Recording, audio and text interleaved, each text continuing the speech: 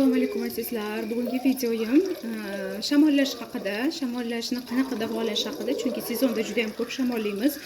Endi bitta mahsulot haqida, shamollashni davolaydigan tabiiy mahsulot haqida bugun ma'lumot bermoqchiman. Bu mana bu aynan hozir yonimda qo'ydim, bir daqiqa.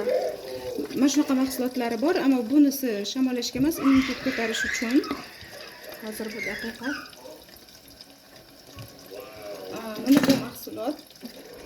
Bu shamollashni davolashda ishlatiladi. Chesnok, ya'ni sarimsoq piyoz hisoblanadi. Bu ichini ochganda 100% tabiiy mahsulot. Sirinda kompaniyasi mahsuloti 100% 100%. Hech qanday qo'shimcha konsentratsiyalarsiz, hech qanaqangi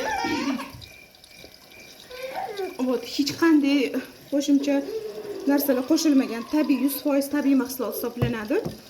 Bu haqida albatta batafsil ma'lumot alohida bitta videoda beraman.